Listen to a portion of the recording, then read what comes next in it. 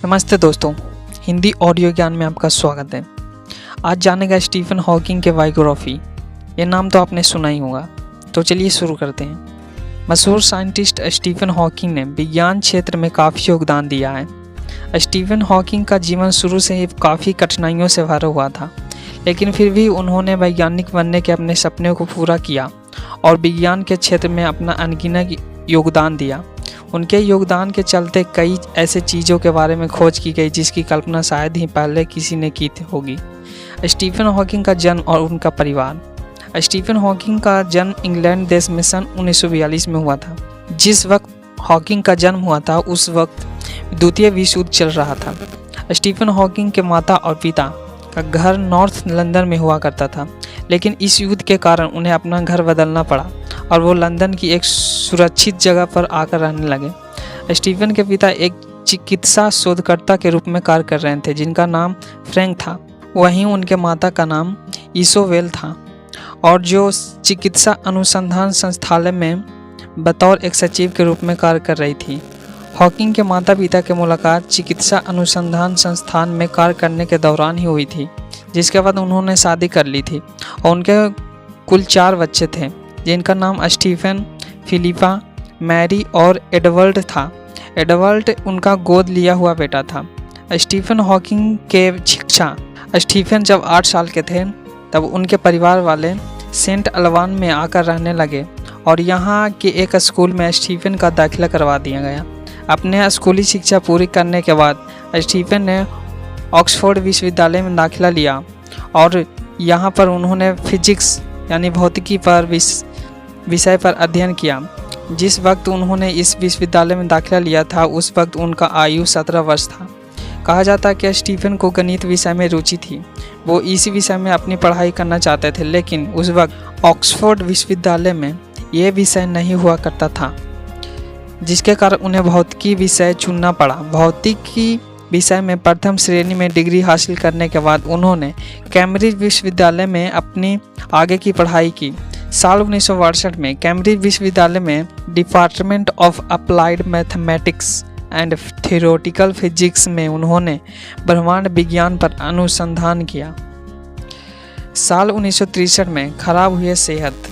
Stephen Hawking आम लोगों के जैसे ही अपना जीवन जी रहे थे, लेकिन साल 1963 में उनकी सेहत खराब होने लगी। 21 वर्ष स्टीफन की बिगड़ती हालत देख उनके पिता उन्हें अस्पताल ले गए, जहां पर उनकी जांच की गई और जांच में पाया गया कि स्टीफन को एमियोट्रोफिक लेटरल स्क्लेरोसिस नामक बीमारी है। इस बीमारी के कारण शरीर के हिस्से धीरे धीरे कार्य करना बंद कर देते हैं और उन्हें बीमारी का कोई भी इलाज नहीं। जिस वक्त स्टीफन को इस बीमारी का पता चला तो वो कैम्ब्रिज विश्वविद्यालय में अपना पढ़ाई कर रहे थे, लेकिन उन्होंने अपनी इस बीमारी को अपने सपनों के बीच नहीं आने दिया। बीमार होने के बावजूद भी उन्होंने अपनी पढ़ाई को पूरा किया और साल 1965 में उन्होंने अपने पीएचडी की डिग्री हासिल की। पीएचडी में उनके थीसिस का शीर्षक था property of expanding universe. Stephen Hawking की पत्नी। जिस साल स्टीफन को अपनी बीमारी के बारे में पता चला उसी साल उनके मुलाकात अपनी पहली पत्नी यानी जेन वाइल्ड से हुई थी। हॉकिंग के इस बुरे वक्त में जेन ने उनका साथ दिया और साल 1965 में उन्होंने शादी कर ली। जेन और हॉकिंग के कुल 3 बच्चे थे और उनके नाम रॉबर्ट, लूसी और तिमोथियम है। हॉकिंग की ये शादी 30 सालों तक चली और साल 1995 में जेन और हॉकिंग के तलाक ले लिया था। तलाक लेने के बाद हॉकिंग ने एलन मेसन से विवाह कर लिया था और साल 1995 में हुई ये शादी साल 2016 तक ही चली। स्टीफन हॉकिंग का करियर। कैम्ब्रिज से अपनी पढ़ाई पूरी करने के बाद भी हॉकिंग इस कॉलेज से जुड़े रहे और उन्हें एक शोधकर्ता के रूप में यहाँ कार्य किया। उन्होंने साल 1972 में DAMTP में बतौर एक सहायक शोधकर्ता अपनी सेवाएं दी और इसी दौरान उन्होंने अपनी पहली अकादमिक पुस्तक the large scale structure of space time लिखी थी। यहाँ पर कुछ समय तक कार्य करने के बाद साल 1974 में उन्हें रॉयल सोसाइटी में शामिल किया गया। उसके बाद उन्होंने साल 1975 में DAMTP में बतौर गुरुत्वाकर्षण भौतिक लीडर के तौर पर भी कार्य किया और साल 1977 में वो गुरुत्वाकर्षण भौतिकी के प्रोफेसर के रूप में भी यहाँ पर अपनी सेवाएं दी।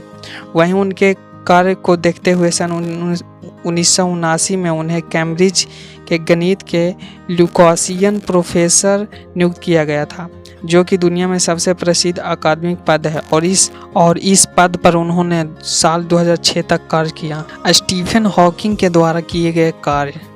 प्रोफेसर स्टीफन हॉकिंग ने ब्रह्मांड को नियंत्रित करने वाले बुनियादी लॉ पर शोध कर रहे थे।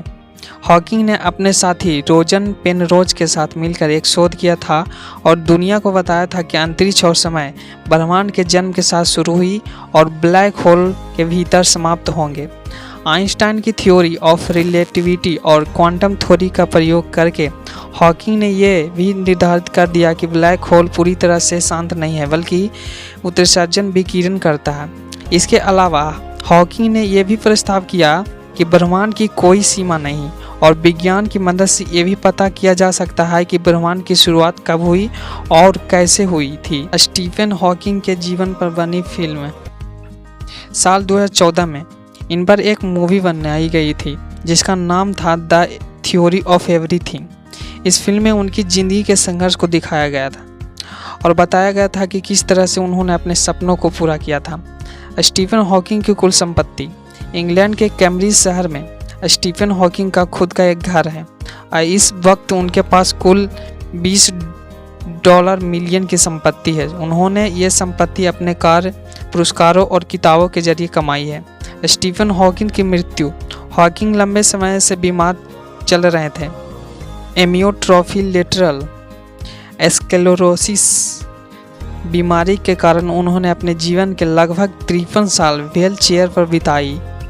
वहीं 14 मार्च 2018 को इस महान वैज्ञानिक ने अपने अंतिम सांस इंग्लैंड में ली और इस दुनिया से विदाई ले ली।